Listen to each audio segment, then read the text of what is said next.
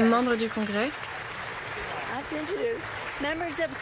membres du Congrès, j'ai l'extrême privilège et l'honneur de vous présenter Son Excellence Volodymyr Zelensky, président de l'Ukraine.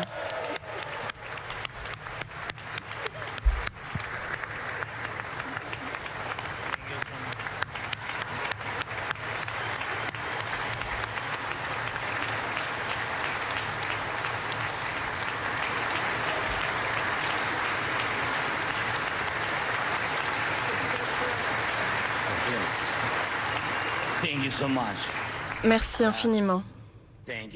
Merci. C'est trop pour moi. Tout ceci pour notre grand peuple. Merci.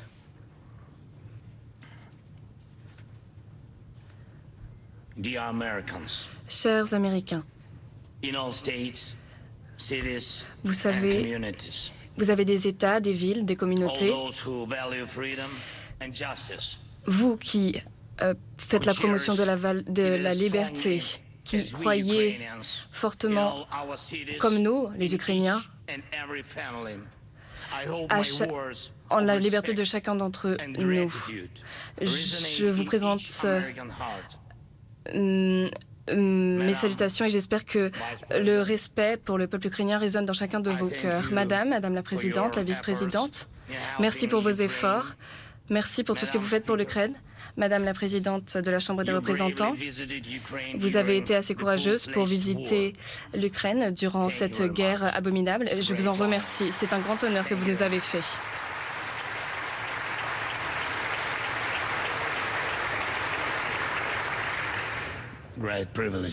C'est un immense privilège d'être ici.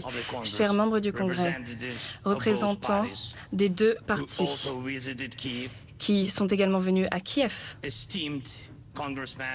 chers membres du Congrès, chers sénateurs des deux partis qui viendront en Ukraine, j'en suis certain, à l'avenir, chers représentants de la diaspora,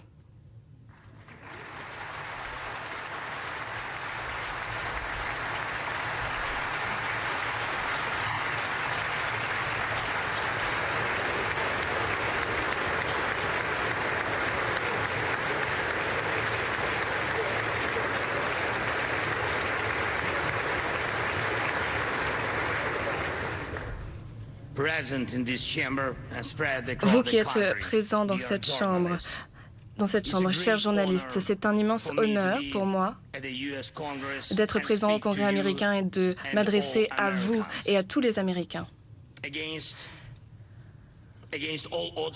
Contre toute attente, et malgré cette situation abominable, l'Ukraine tient toujours debout aujourd'hui.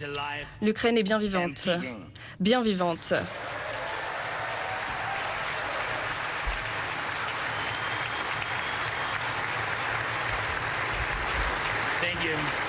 Merci.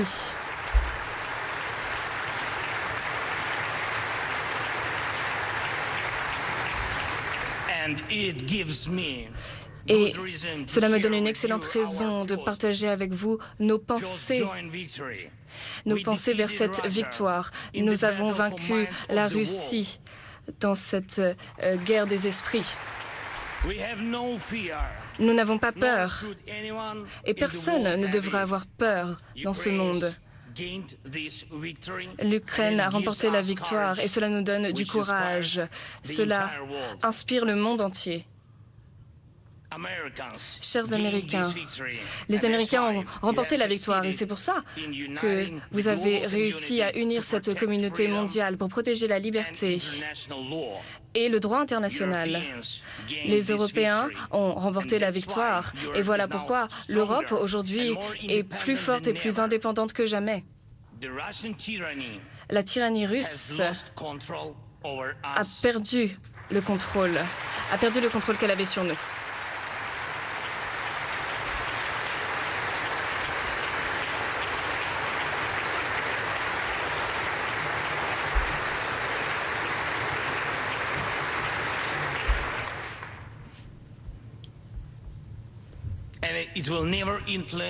Et cela n'influencera jamais nos esprits.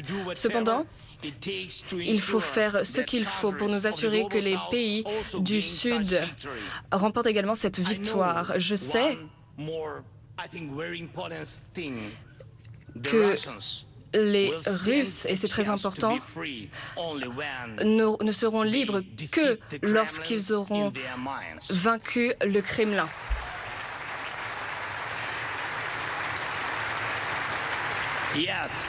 Cependant, la bataille continue et il nous faut vaincre le Kremlin, pas seulement dans notre esprit, mais sur le terrain.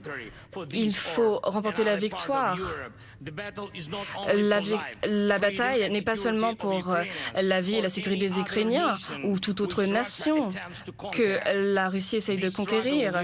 Cette bataille définira le monde dans lequel nos enfants et nos petits-enfants vivront et leurs enfants et petits-enfants après eux. Cela définira si l'Ukraine sera une démocratie, mais également les Américains et tous les pays du monde. Cette bataille ne peut pas rester gelée ou ne peut pas être remise à demain. Elle ne peut pas être ignorée. On ne peut pas seulement espérer que on nous assure une protection des États-Unis à la Chine, de l'Europe, de l'Afrique à l'Australie. Le monde entier est interconnecté et interdépendant. Personne ne peut rester sur le bas-côté. Et en même temps, il faut que chacun puisse se sentir en sécurité. C'est impossible si de telles batailles continuent. Nos deux nations sont alliées dans cette bataille. Et l'année prochaine sera un tournant, je le sais. Un moment où le courage ukrainien et la résolution américaine doivent garantir l'avenir de notre liberté commune, la liberté des peuples qui défendent leurs valeurs.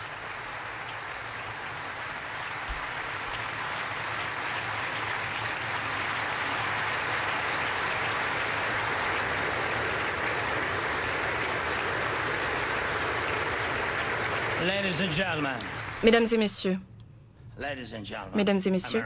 chers Américains, hier, avant de venir ici, à Washington, j'étais sur la ligne de front, à Bakhmut, dans notre bastion à l'est de l'Ukraine, dans le Donbass.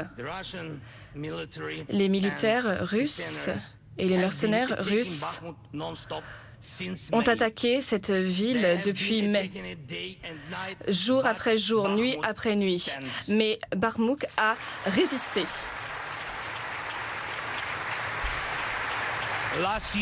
L'année dernière, 70 000 personnes vivaient dans cette ville de Bakhmut et aujourd'hui, il n'y en a que peu qui restent puisque chaque centimètre de leur terre est noyé de sang. Il y a des tranchées dans le Donbass qui font l'objet de combats féroces plusieurs fois par jour. Mais le Donbass ukrainien résiste.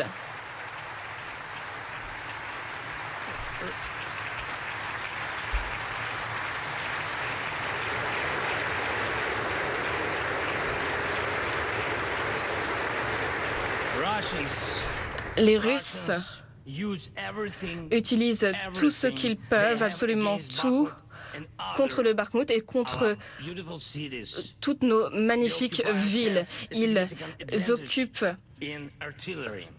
Ils ont un avantage considérable en matière d'artillerie, de munitions.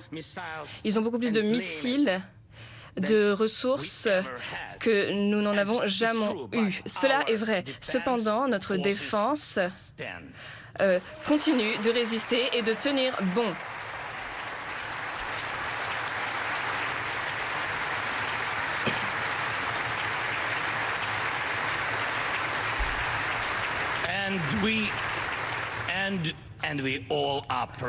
Et nous en sommes très fiers. Nous sommes très fiers de nos forces de défense. La tactique russe est primitive.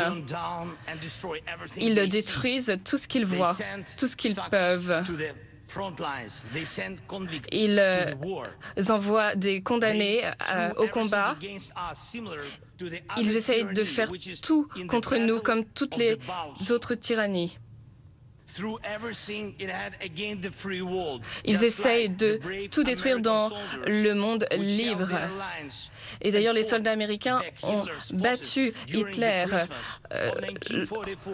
à Noël de 1944. Et nous, les soldats ukrainiens, nous faisons la même chose contre les forces de Poutine aujourd'hui, en cette période de Noël.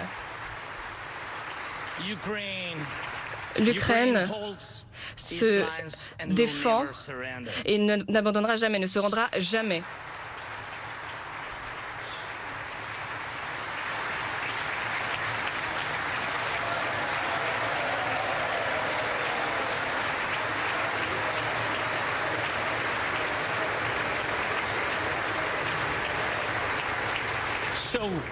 Par conséquent, sur la ligne de front, il y a une tyrannie qui ne manque pas de cruauté et qui s'attaque au monde libre. Et votre soutien est absolument essentiel, pas seulement pour résister dans ces batailles, mais également pour arriver au moment charnière de la victoire sur le terrain, sur le champ de bataille. Nous avons des ressources en artillerie? Oui, merci. Nous l'avons. Est-ce que c'est suffisant? Pas vraiment, si je peux être honnête. Pas suffisant pour assurer que Bakhmout n'est pas seulement un bastion, mais pour s'assurer que l'armée russe se retire complètement. Il nous faut plus de munitions, plus de canons, comme à Saratoga. La bataille pour Bakhmout va changer la trajectoire de la guerre, de cette guerre pour l'indépendance et pour la liberté. Si votre système patriote s'arrête, la terreur russe s'infiltrera dans nos villes et nous ne pourrons plus défendre cette liberté qui nous est si chère. Lorsque les Russes attaquent nos villes, ils essayent de les détruire avec des missiles. Et au-delà de ça, la Russie a trouvé un allié dans cette guerre génocidaire, l'Iran. Les drones mortels iraniens attaquent notre pays. C'est une menace à nos infrastructures critiques. Il s'agit de terrorisme. C'est une question de temps. Demain, ils s'attaqueront à vos alliés si l'on ne les arrête pas maintenant. Il faut agir dès maintenant.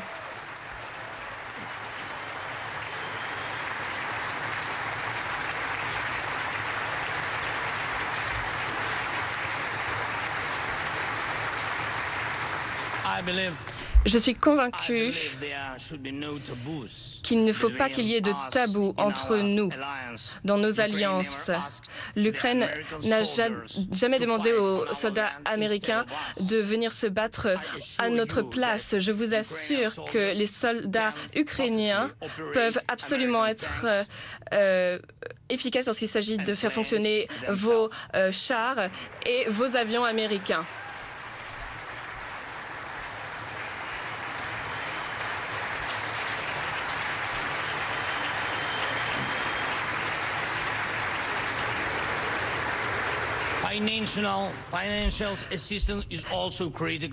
Évidemment, tous les systèmes de défense sont critiques et j'aimerais vous remercier pour votre apport financier. Merci pour votre soutien financier, celui que vous nous avez déjà fourni, et merci pour le soutien que vous allez donner peut-être à l'avenir. Il ne s'agit pas d'un acte de charité, c'est un investissement dans la sécurité mondiale et dans la démocratie. Et c'est une manière d'agir parfaitement responsable.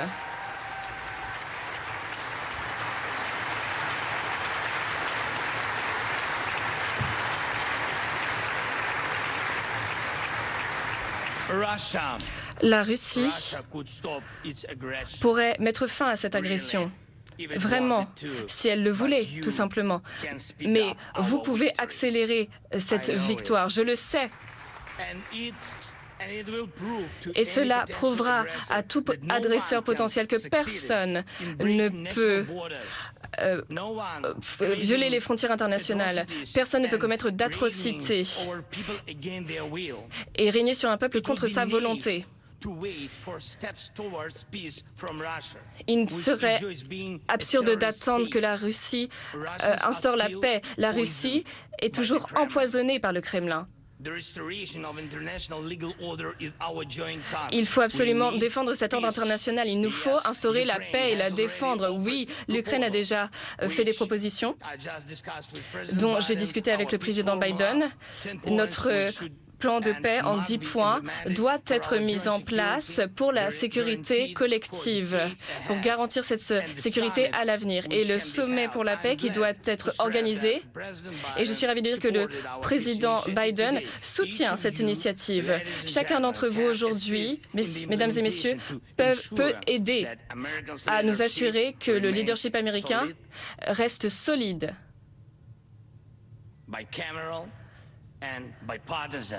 Grâce à cette union partisane. Merci.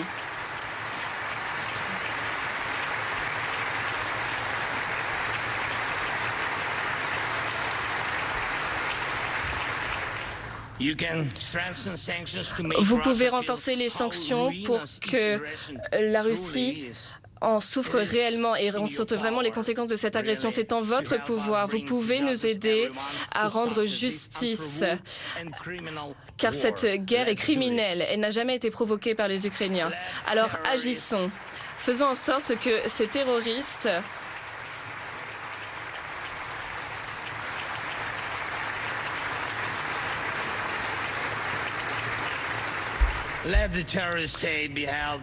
que cet État terroriste doive répondre de ses actes, de ses agressions et compense toutes les pertes causées par cette guerre. Il faut que cette guerre cesse et que le monde voit que les États-Unis sont présents et bien présents. Mesdames et messieurs, chers Américains, dans 2 jours, nous allons célébrer Noël. Peut-être à la lumière des bougies. Non pas parce que c'est plus romantique, non, mais parce qu'il n'y aura pas d'électricité. Il n'y aura peut-être pas non plus de chauffage ou d'eau chaude ou d'eau courante. Et cela est le résultat des drones et des missiles et des attaques russes sur nos infrastructures. Mais nous ne nous plaignons pas. Nous ne jugeons pas. Nous ne comparons pas les vies des uns des autres. Cela est le produit de notre sécurité nationale, le résultat de votre combat pour l'indépendance. Et cela dépend de vos nombreuses victoires. Nous, les Ukrainiens, allons traverser cette guerre d'indépendance et de liberté avec dignité et succès.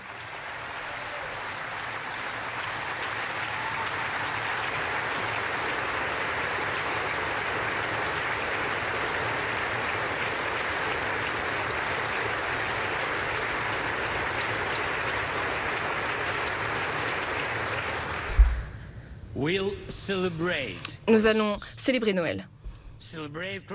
Nous allons célébrer Noël et même s'il n'y a pas d'électricité, la lumière de notre foi, la confiance que nous avons en nous ne sera pas éteinte. Si la Russie et ses missiles nous attaquent, nous ferons de notre mieux pour nous protéger. S'ils nous attaquent avec des drones iraniens et si notre peuple doit se protéger des bombes à Noël ou à la veille de Noël, et si l'on doit se cacher sous les tables pleines de décorations de Noël, eh bien nous souhaitons tous et nous saurons tous que des millions d'Ukrainiens ont le même vœu, celui de la victoire et rien d'autre, la victoire.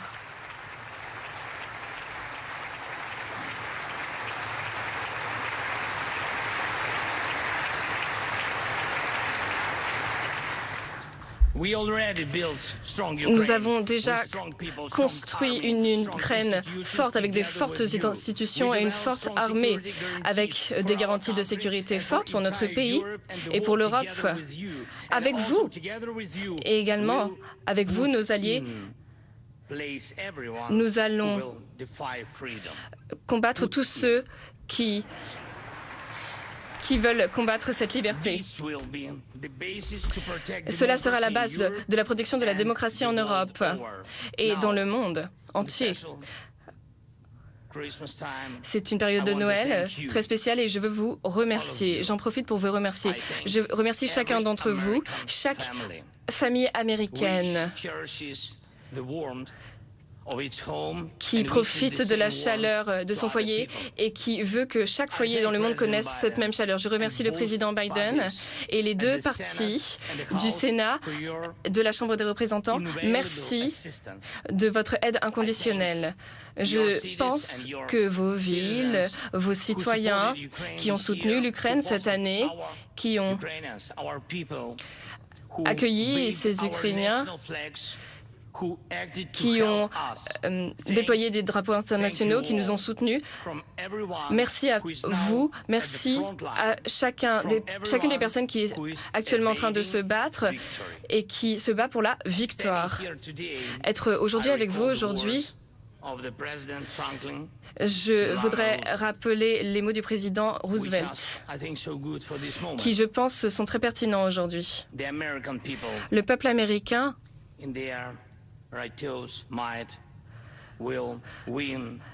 remportera la victoire absolue.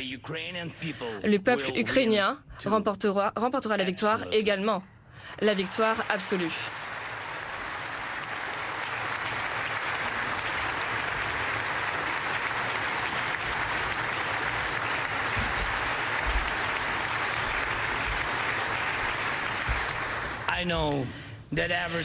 Je sais que beaucoup de choses dépendent de nous, de nos forces ukrainiennes, mais il y a également beaucoup qui dépend du monde entier, tellement en fait. Beaucoup des événements du monde dépendent de vous.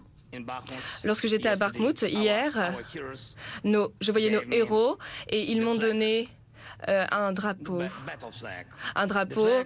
du champ de bataille, le drapeau de ceux qui défendent l'Ukraine, l'Europe, le monde, au coût de leur vie, au prix de leur vie. Ils m'ont demandé de rapporter ce drapeau, de vous le rapporter au Congrès américain, aux membres de la Chambre des représentants et des Sénats, dont les décisions peuvent sauver la vie de millions de personnes.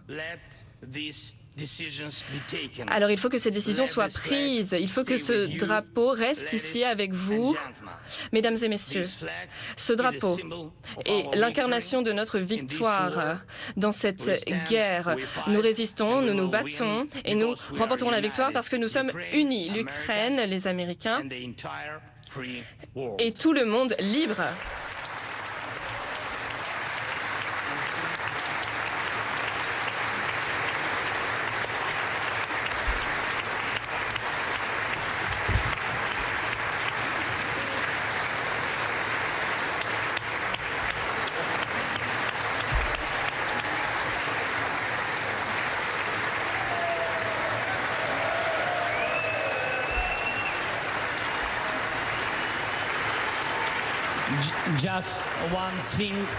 Une dernière chose, si je peux me permettre, une dernière chose, merci infiniment. Que Dieu protège nos citoyens, que Dieu bénisse les États-Unis d'Amérique. Joyeux Noël et joyeux Nouvel An de la victoire. Gloire à l'Ukraine.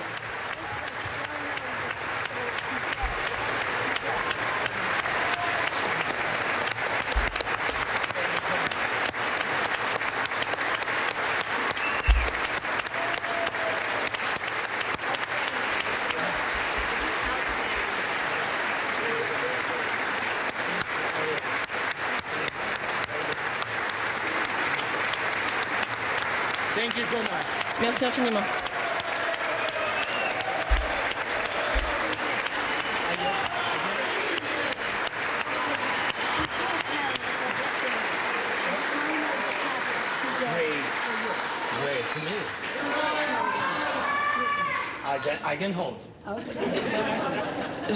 Je peux le tenir, allez-y.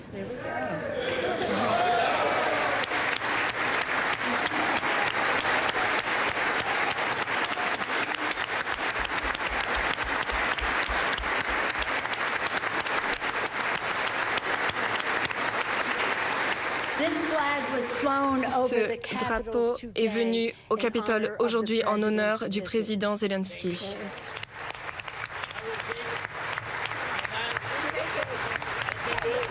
Merci, je le rapporterai chez moi. Merci, je vous souhaite le meilleur.